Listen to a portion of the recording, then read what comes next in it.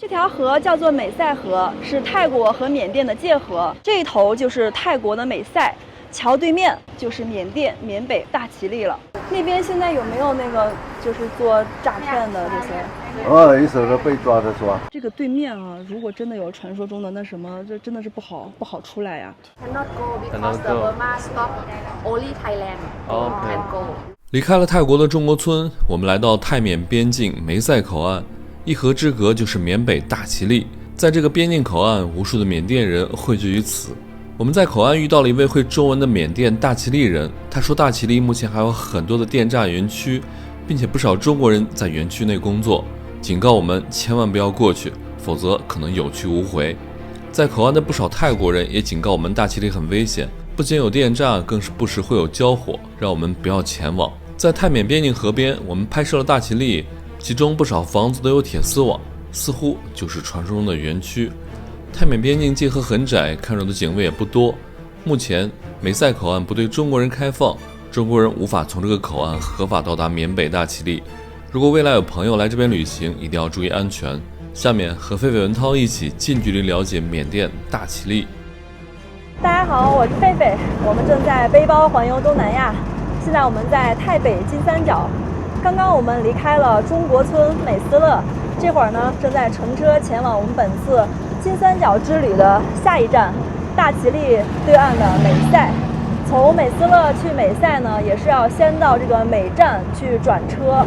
我们现在是坐了一辆这个双条车，这个车如果我们2个人自己包的话是需要600泰铢的，但今天呢它刚好是3点有一趟这个算是班车吧，1个人100泰铢，2个人200泰铢。无论坐多少人到点就发，所以今天我们算是省了一些路费哈。不过我觉得这个司机可能这趟要亏本的。刚过了检查站，厉害了！这个检查站现在还承担着毒品检查的任务。我们已经坐上去美赛的这个大巴了，这个厉害了，这门都没有关啊！狒狒在后面看着包。这个车基本都是当地人在坐。刚上车的时候，这司机启动了一下，那个阿姨把我扶了一把。泰国人这边人都挺好。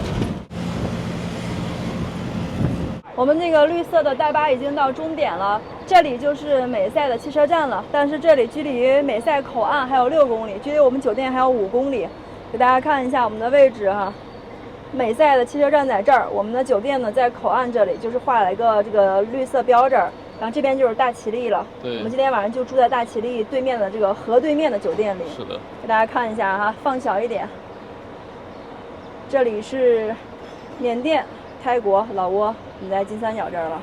我们这会儿需要再转一个这种双条车过去，对，一个人还得20铢。好，看我现在厉害不？我们现在已经坐上这个双条车了，准备去我们的酒店。我给大家看一下啊，泰国这边这个旅游警察的电话无处不在。对，1155。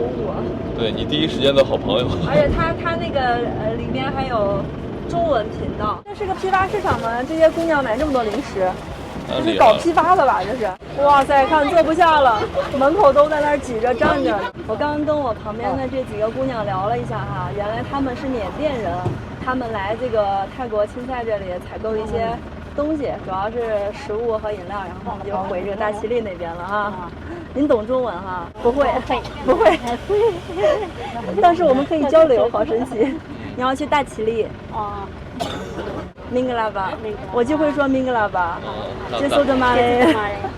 哒哒。啊，再见，拜拜是哒哒哒哒。哦，又复习了一下我的仅会的3句缅语。我们俩已经到站了，这个双条车，拜拜。这个车呢是把我们放到了酒店旁边的一个小路口，我们一会儿要背包走过去啊。我们俩当时是坐在这个双条车的最里边，根本就下不来。最后呢，我们俩是人挤着下来了，把这个包呢从双条车的那个窗户塞下来了，硬塞。那个收票的收钱的这个美女帮我们在下面接了一下，好艰难呀。我来看一下我们现在距离酒店还有多远啊？这里就是这个大其力对面的美赛了，这是一个县，其实规模呀建设还是不错的，路也挺宽的，干净整洁。再往前一点，那有一个蓝色和白色相间的建筑，那里就是国门了哈。这个泰国美赛和缅甸大其力二者之间的国门。前面是一条河，这条河是界河，泰缅双方的界河。我们的酒店在这条巷子里，距离那个边境那儿也就200-300米吧。对。所以我们今天晚上是睡在大其力河对面的这个房子里。我们2个人每次背着包不打车的时候是最痛苦的，因为要扛着各种各样的包来走路。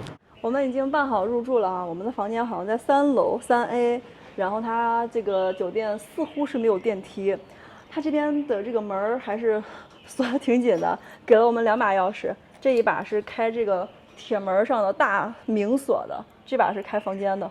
我先把这个锁给它打开。老板整的这么严实，感觉这边的治安对呀，不如我们预期的好啊。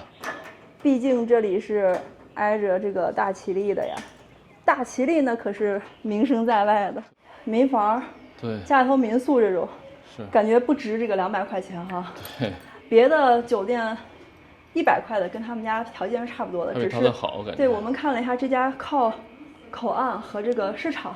现在是晚上的7点，我出门吃个晚饭，顺便去口岸那里转一转。文涛今天有一些中暑，他不愿意出来，在酒店休息。等一会儿我吃完饭回去给他带一份饭吧。晚上7点的美赛还是挺热闹的，不过这边呢没有太多的那种餐厅，很多都是路边这种地摊儿。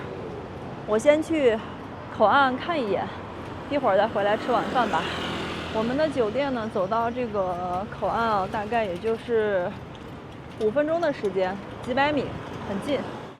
刚刚出门呢，就看到了好几家711。美赛这里的便利店还是挺多的，买东西很方便。也有很多家的换汇的，还有办手机卡的。这个地方呢，主要就是换泰铢和缅币了，方便双方来往的人。美赛和对面的大其力一样，也有很多的华人，开了很多的这个酒店啊、餐厅啊，还有一些金店，还有很多换汇点也是华人开的。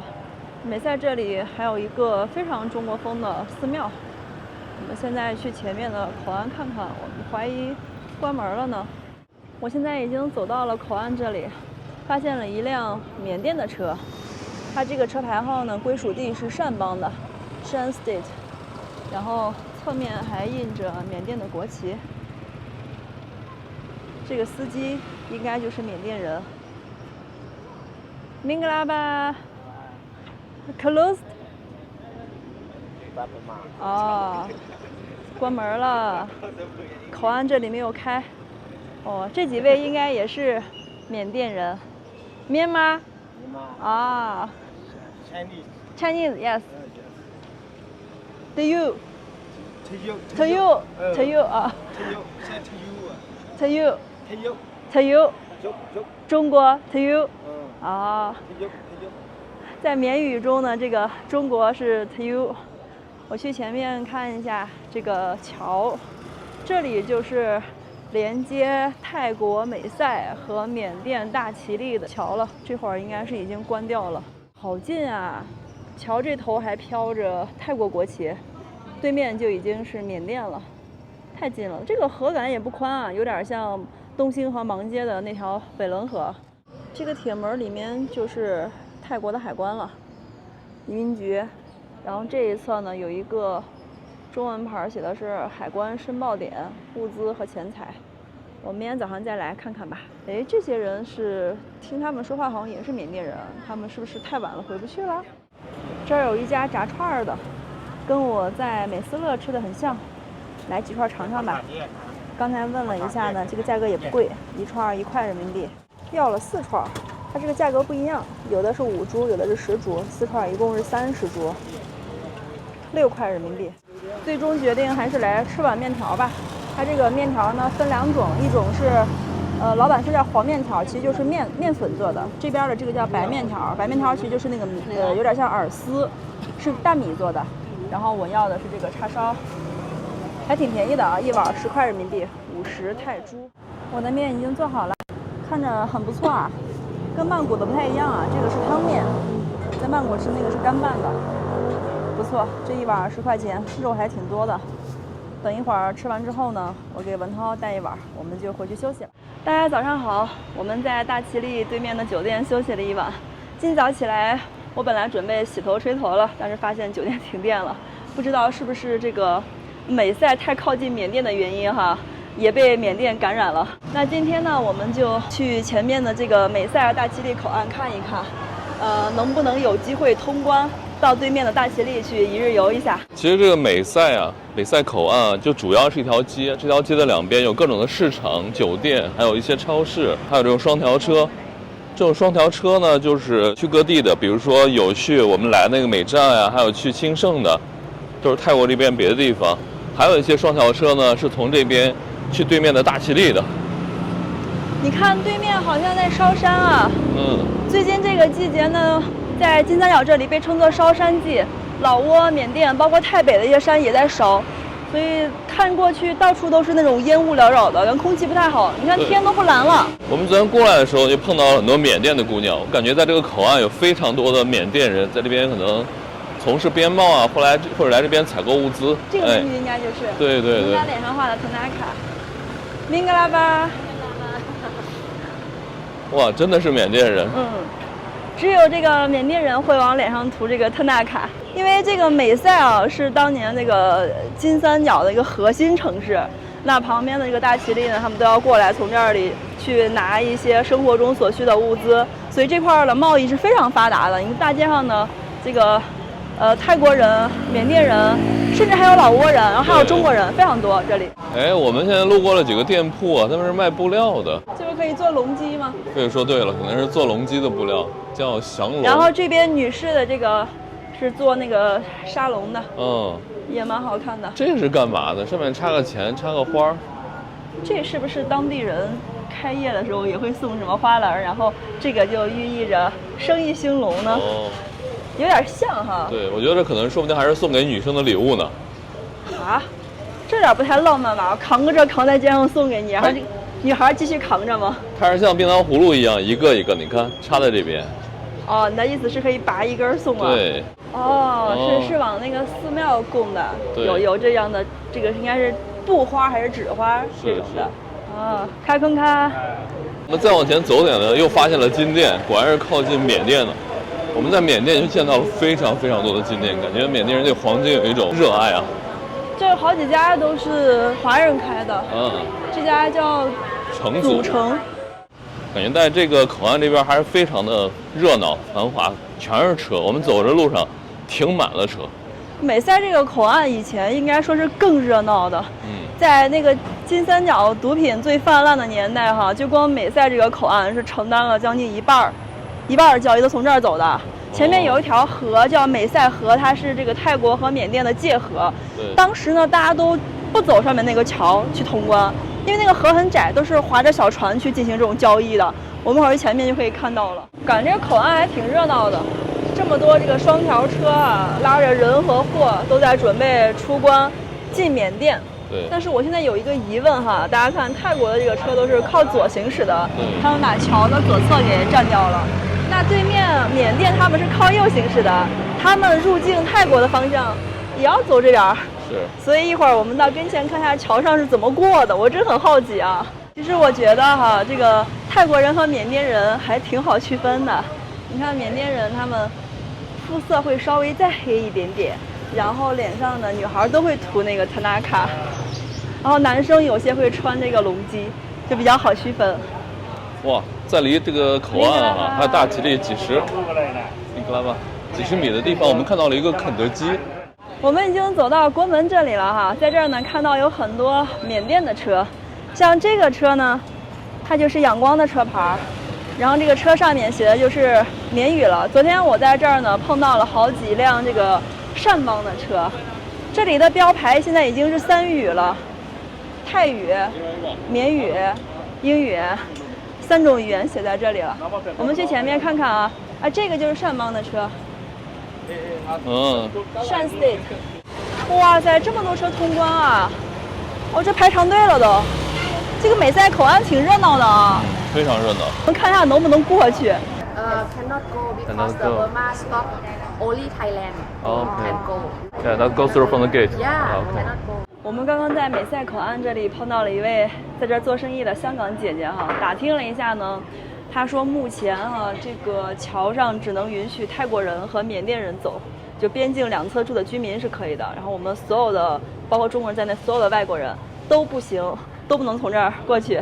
然后我们问这个姐姐，就说是这个地方安全嘛？姐姐说是这个河这边泰国这侧是安全的，但是河对面大其力那边就不好说了。我们早上在酒店吃饭的时候问了我们老板，老板也是个华人，然后老板跟我们说是对面那里时不时的会有那种小规模的战争，就不好说，万一过去运气不好就反正现在也不能去不了，我们也就不操这个心了。对，刚那个姐姐跟我们说我们可以往前面走，因为这里就是那个国门。对，我们旁边就是国门，里面这个铁皮里面就是国门。对，这个里面就是大家这个双方的车过那个桥这个位置了。这里是不能拍摄的口岸地区哈，然后我们可以往前走，那个地方呢专门有一个给游客拍照的地方。能看到哈，虽然这边国际游客不让走，但是两边这个人还是非常多的。这个生意哈，这个摊都摆到了河边了。这很多卖这个缅甸翡翠的。对，还有哇，这还有木偶啊！哇，这木偶感觉拉起了我对缅甸的回忆。我们现在是等于已经过了这个口岸和边检了。对，我们刚才拍的那个建筑，它其实是这个泰国的移民局还有海关的一些地方。对，我们现在走到这儿呢，就可以看到对面大其力了。哇，这也太近了吧！这儿有一个门啊，上面写的是泰国最北。给大家看一下我们现在的位置啊，我们已经在国门的这一边了，但是呢，这一边还是属于泰国的。对啊，我们现在是在这个两个国门的中间，这边是泰国国门，然后对面那个金色和蓝色相间的那个就是缅甸的了。我们俩现在是在这个泰缅中间的河边，因为两国是以河为界的，我们没过河，现在就属于还在泰国哈。我们去河边那里看一看，这个河好小呀，好窄。我的天哪，这还没有中越的那个北仑河宽呢。对，这个宽度你看桥下面最窄那点儿，这撑杆跳运动员撑个杆就过去了，差不多。然后那个划个小船就几秒就过去，这太近了，感觉趟水就趟过去了。对，所以这个当年金三角毒品最泛滥的时候啊，大家都是就在这条河上交易的，就完全不需要用到这个桥，大家都是一人划一个小船就在这里了。河里有个大哥不知道在干嘛，他是后面拉了个轮胎，前面他自己腰里也是一个轮胎当这个游泳圈，好像是在清理河上面的脏东西，对，清理垃圾的。对，它后面的这个大轮胎是放这个杂物的，放垃圾的。然后前面他拿的这个竹竿在打捞啊。我刚看了一下地图哈，这条河的名字叫做美赛河，河上面的这个桥呢，这头连接了泰国的美赛，然后对面就是缅北的大其力了。这个桥呢，应该是两国共有的。你看中间那个位置哈，一分为二，这一侧全是泰国的国旗，然后从那儿往后就是缅甸的国旗了。我站在河边观察了很久哈，就刚刚我就很好奇，这个泰国的车是靠左行驶的，缅甸是靠右行驶的，那双方的车辆到这个桥上的时候该怎么走呢？我现在观察到了哈，是以缅甸那一侧那个蓝色的门那儿为界的。大家可以看一下，在桥上的时候呢，所有车还是遵循泰国的规则，都是靠左行驶的。但是那个门那儿是一个分界，从那边出来的车本来是靠右的，过了那个门之后呢，他们会往左这样绕一下。然后这一侧呢，在桥左侧，他们要进缅甸的这个车也是到了门那儿，然后靠右，双方这样做一个交叉再直行，感觉还是。我想的应该挺混乱的，其实大家是很有规则的。我和狒狒在这边拍照啊，碰到了一个台湾旅游团。我们之前在美斯乐那边呢，就碰到了很多台湾的团，在这边还是有不少台湾的叔叔阿姨在这边玩。刚开始觉得这边守卫不是很多，但是呢，其实我没看到，大家能看到哈，在这个河边就有个警察，应该是部队的人，穿着绿色的军装，部队的人在那边坐着。背着 AK， 河太窄了，太容易偷渡了。是的，很容易就过去了。而且对面那个大其力也不太平，有很多的这个不同的地方武装，还不是一支。对。然后对面呢也有很多的搞这些做不好的生意的这些人。是的。我们现在来到了美赛河边看一看啊，这个河真的是非常的窄，大家看一下这个宽度，我们站的这个位置还挺宽的，大概有个10米左右吧。然后上游那个方向，我看那儿有一个特别窄的你看那里，感觉是这儿河面的一半宽度了，对，非常的窄，特别的窄。所以这两边，我觉得边防的压力还蛮大的。我们现在呢就站在这个泰国的边防哨所的下面，不过呢往河对岸看去呢，那边似乎没有看到缅甸的哨所，但是在桥下面坐了一个人在那玩手机，低着头，他好像穿着这个白色的制服，对，不知道是移民局部门的，还是说反正肯定不是部队的，对，应该是这个海关相关部门的哈。其实从这个角度看过去呢，对面的大其力跟这边的泰国也没有什么区别，大家房子盖的这个风格感觉也差不多哈。是的，差不多感觉。然后这个河边这几栋楼，这好像不知道是做仓库的还是干嘛的，对，里面全部是拿这个铁门给锁死的，也不知道里面是做什么用的，大概率是个仓库。然后那边旁边是一户人家里，我的妈呀，这个钢窗弄的真的是，这个安全指数太高了。你看它这个1层2层整个都是拿特别坚硬特别粗的那种钢做的防盗窗。我们从河边过来之后呢，又看到很多店铺，这个店铺就厉害了，卖的好多都是直播的设备，感觉泰国这边的物资还是要比缅甸那边多很多的。那必须的呀！你有没有发现过来的车好多是空的，回去时候是拉满人和东西的？是的。在国门的下面哈，这还有一个边贸市场，我刚看到很多的缅甸人过来采购，这里应该有很多他们比较需要的东西。哇，这家感觉有很多中国的产品啊！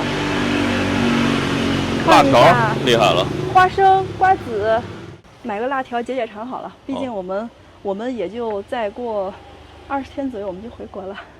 我们过了步行街之后呢，进入到一个停车场。我跟大家说，这个停车场厉害了，对面一点点就是大其力。看这边，为了防止人跑过来，这个停车场都有铁丝网。我们现在在这个停车场的旁边啊，透过铁丝网跟大家看看对面缅甸大其力里面的场景。哇，原来不光我们泰国这一侧哈，它是有铁丝网的，在缅甸那边也是铁丝网。大家看，对面这2栋楼啊，你看着像宿舍，一间一间的，门口挂满了衣服。对。然后门口有那边那几间好像是男生宿舍，挂的是那种格子衬衣。然后这边呢，我看到有个姑娘在那儿。对。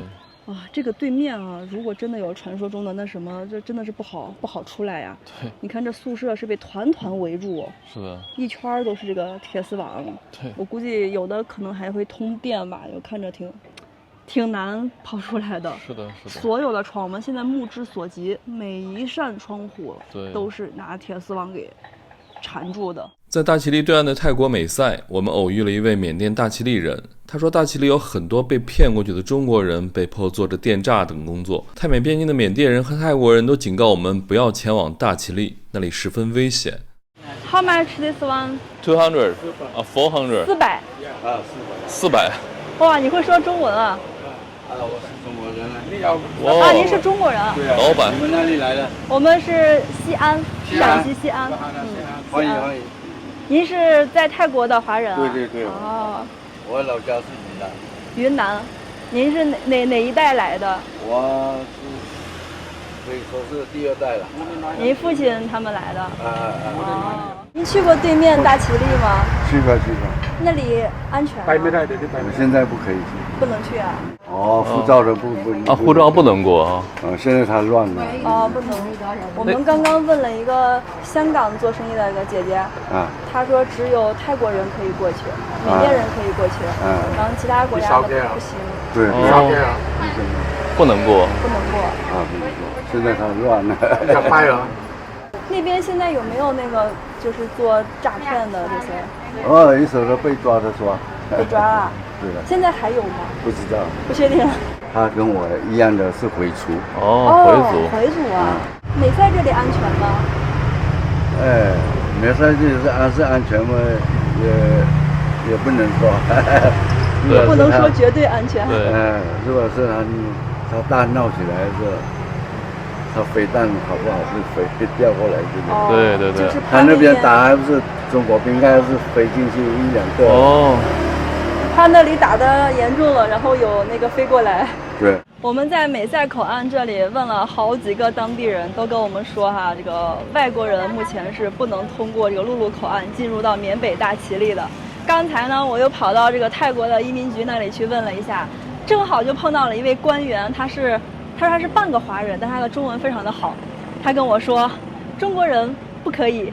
我说呢，其他国家呢不可以，只有泰国人和缅甸人是可以通过这座桥进入大其力的。再结合我们上个月在缅甸旅行的经历哈，就是说无论你是从仰光还是曼德勒这样的缅甸国内的大城市，以及这种陆路口岸，外国人是无法以任何的正规手续进入到大其力啊、妙阿迪这种边境地区的。所以呢，对面的大其力我们现在是去不了的，看看以后对面的这个状况会不会好一点。其实在去年的时候有一阵子啊，这个大其力的陆路口岸是对外国人开放过一段时间的，但是最近呢，从去年年底开始吧，这个对面的形势就不太好了，经常有打仗，而且有很多这种电诈园区啊什么的，目前就是过不去的状态。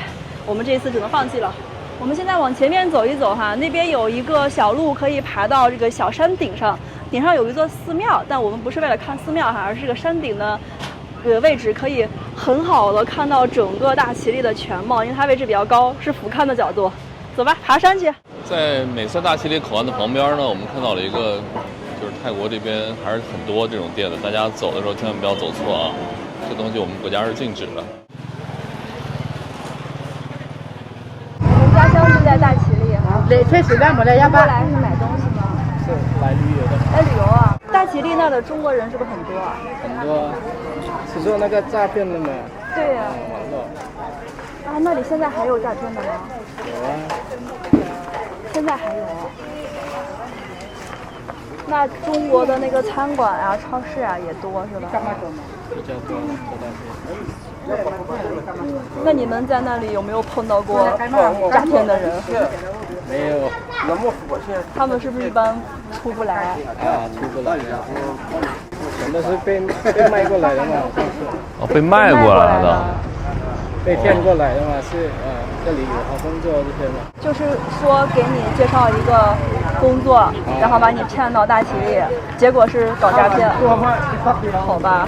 那个地方好跑吗？骗进去之后好跑吗？我怎么知道好？我没去过。因为我站在河边看，那边有好多山啊，感觉跑出去也不好跑，不容易。在缅甸是什么族？华族。我赶那儿好像是汉族。对，然后我赶是汉族。佤邦那里是和大其力，这是佤族，善邦还有很多善族。我们刚刚在上山的路上碰到了一家人哈，他们是从对面的大其力过来旅游的，他们也是刚从这个山上下来。我们这会儿已经走到了这个山脚下了，我本来以为全是这种坡路，结果这儿有好长一个台阶。我们去前面看看吧，它那个紫色的车好像说可以坐着车上山。其实本来的话呢，这点台阶不是什么大事儿，但是我们俩在美斯乐的时候，我俩腿都给走坏了，现在我们俩小腿巨疼，抬不起来。哦，这儿写了，它这个门票是不要钱的，但是如果要坐车就要买车票，但走路上去不要钱。我们在山顶子庙这里找了一个咖啡厅啊，这有一个观景台，位置特别的好。我们现在站在这儿呢，就可以同时看到泰国和缅甸两国。中间呢是有一条河，一分为二的，但是我们这个位置太高了，可能看不到那个河在哪儿。不过很明显的，这个山头还是很清楚的哈。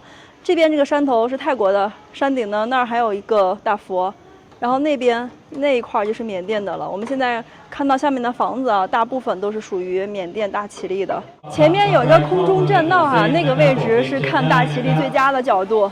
那个是要收费的，一个人10块钱，50铢，挺便宜的。我现在去买票，我现在已经买好门票了，一个人10元人民币，还给了我们2个鞋套，挺划算的哈。这鞋套不知道是不是回收的那种。我们去前面入口那儿去验一下票，这鞋套上面还写的中文了，天空漫步鞋套。票等一下要给员工那边打卡哈。我还说上来之后我们看大其力呢，我根本没有勇气抬头。没有心情去欣赏，太吓人了。你看泰国这边还是挺平的，缅甸那边全是山了。我们俩在这个高空玻璃栈桥上做了好久的心理建设啊，才算是勉强的站稳了。给大家看一下下面的场景哈，那个蓝色和白色相间的建筑是不是很眼熟呢？我们刚在那个位置其实拍了好久，那个就是美塞的口岸海关大楼那里。然后那个海关出去那座桥就是连接泰缅两国的这个跨境大桥了。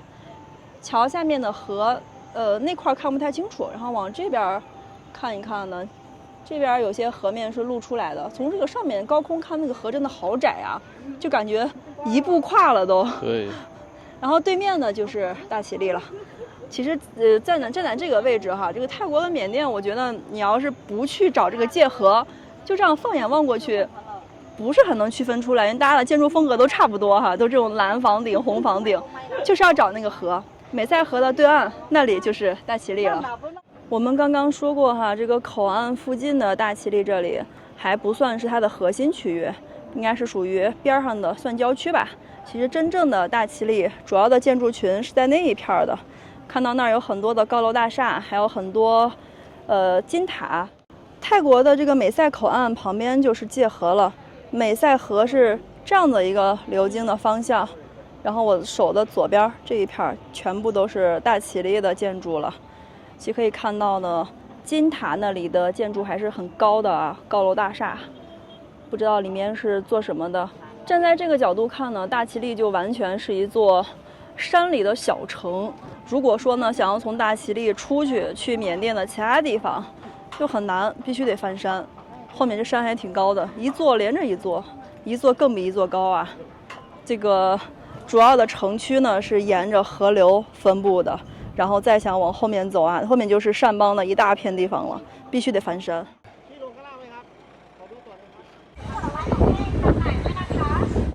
我们在肯德基看看这边的价格，这肯德基可是大其力对岸的肯德基啊，不贵，不贵，套餐才20来块钱，24块钱，一个汉堡，一杯可乐，一个这个薯条。对，并且呢，泰国的肯德基啊，那个饮料是可以无限续杯的。是。然后这个套餐也不贵，159铢，也就是32块人民币。它有一个堡，一个薯条，一个可乐，然后还有2个鸡腿，还有一块炸胸肉什么的，炸鸡胸肉。价格真不贵。也不错，我们来个这个吧。对，这个单个堡也就13块钱吧。对。我们在这个肯德基也点好餐了，我在这儿坐一下，等狒狒去端餐。我们在这个肯德基里面就能看到外面口岸过来那些人，这些人好多是从大其力那边过来的。在这边玩的时候呢，就见到了非常多的缅甸人、缅北人。这是我们的肯德基套餐了，特别的简单，一个汉堡，一个薯条，2个炸鸡，好了，还杯可乐。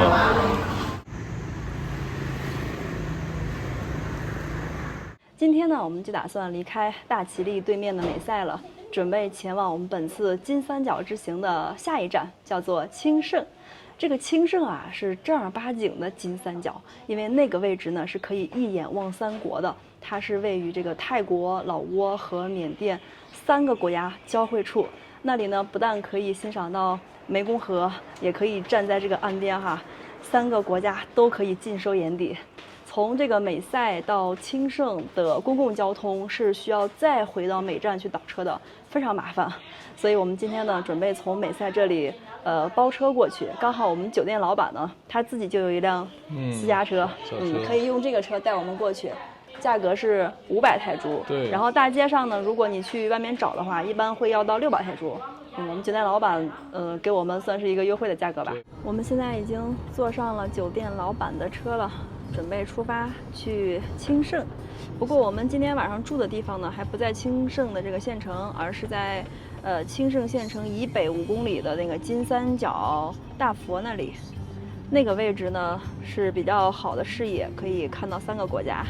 我们在国内总看新闻哈，就是说那个大其力那边他们什么嘎腰子特别多，那现实有吗？好像5%的情况吧。哦，就很少，但是有。哦，那个大其力还真的挺危险，是吧？危险。他们说很多中国人被骗到大其力了。也有的。哦，也有的。泰国人去是安全的，对吧？安全。哦，那中国人就不安全了。我们现在终于到了今天晚上在清盛住的酒店了。刚刚啊，是我们在美赛住的这个酒店老板开车送我们过来的。老板太热情了，开车还专门带着我们去清盛的县城转了一圈。因为我们今天晚上住的这个酒店是在金三角大佛这里，距离清盛的这个县城还有大概5-6公里吧。然后老板就专门开车带我们去那边兜了一圈，让我们在车里面看看这个街景啊。他知道我们明天没有车，也不方便过去，也没有问我们价钱，就还是说好的这个500铢，最后又把我们送到了这家酒店的楼下。看一下我们今天晚上住的房间哈，我们订的这个房间是写的是15平，但实际上我看它挺大的，应该有25到30平了。然后是一张大床，只是呢，他们这个酒店分的就比较细了，我们这个算是普通房，就临街会稍微吵一点。然后那一侧呢是叫做城景房，是稍微安静一点，它是临着这个居民区小巷子的。不过我把窗户关上听了一下，还可以啊。然后这个酒店的价格是我们在网上订的，是160元人民币。现在已经是下午的5点半了，我们今天就不出去拍了，准备休息了。因为文涛呢，昨晚到现在他都有点发烧，不太舒服。然后明天早上起床之后呢，我们再出门给大家完整的呈现一下金三角这里一眼望三国的景观吧。